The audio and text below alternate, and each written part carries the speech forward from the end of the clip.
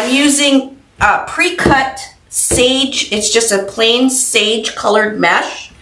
The mesh is 10.5 by 10.5. So with this petal, you'll just want a square. Do not wood burn or heat seal your mesh for this petal. You will not see any edges. We love that for us. This is, like I said, a 10.5 by 10.5 inch piece of mesh. Okay, I have my factory edge at the top and the bottom of my square. All right, I'm going to use a couple clips, and I'm going to use some rubber bands right in front of you. Again, top, bottom, factory edge. I am going to bring the bottom up to the top and line up the edge here and just put a clip. Okay. Line up both factory edges, and we're going to make a crease at the top. Just like that. Piece of paper. Then I'm going to fold it in half. Again, my factory edges, making sure they line up. It doesn't matter if your mesh doesn't line up, it's not a big deal, but we're going to make a crease so we can see where the middle of this is. Okay. Open it up. You can see your middle crease. Now what you're going to do is you're going to take, I'm right-handed, so I just always start with the right corner here. So if you're ever following me, my tattoo is my right hand. Okay, so if you're following step by step, making your petals or whatever, you can follow my tattoo. Take my corner, and I'm going to bring it to the center here. About, I can see through my mesh on my cutting board. I'm going to bring the corner just before the center, about an inch up. Okay, corner. I can see I have the edge of my mesh on my line here on my cutting mat. I can see the 1 inch. I'm going to bring that corner up to the 1 inch, and I'm just going to put a clip. Okay, and then I'm going to do the same thing on this side. Take my corner. Now I don't need to use the lines because I'm just going to use this corner just like that. Okay, there we go. So we got kind of a V happening here with our mesh, right?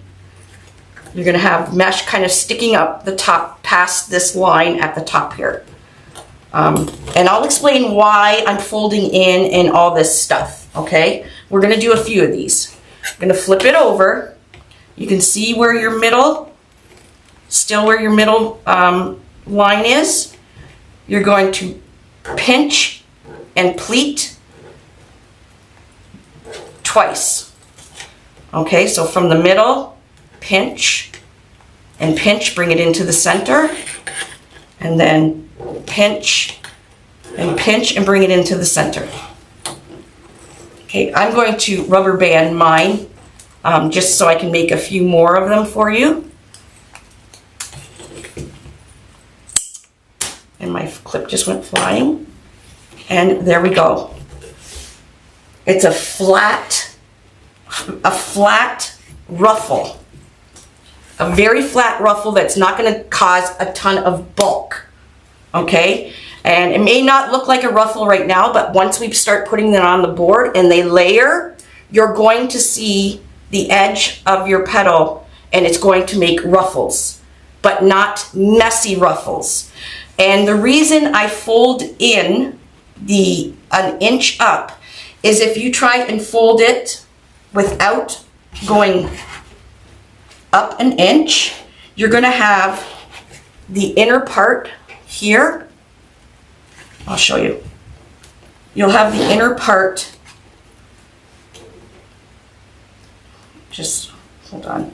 It won't be as nice and flat, and it'll be messy. Watch. So this bottom edge here, see how it's peeking out? You're going to see that from the front of your wreath. We're trying to hide all the messy part of the mesh. Does that make sense?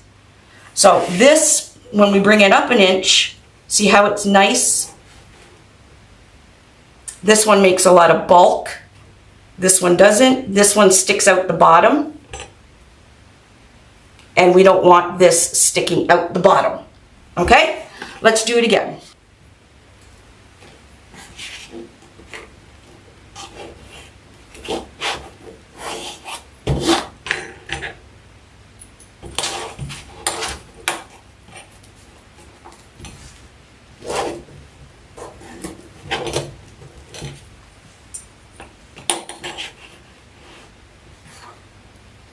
Now, if you do the measurements, every petal will look exactly the same. So if you do have a cutting mat,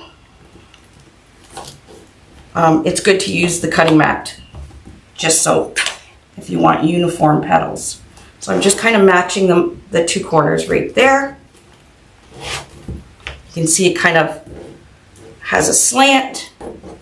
Okay, let's flip it over, pinch. Pinch, pinch. Oops.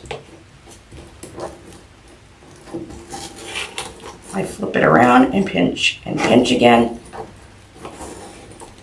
And then again, you can put an elastic band. Now, the petal, wait till you see the petal on the board and you'll see what I'm talking about. Look at that. It's a bell.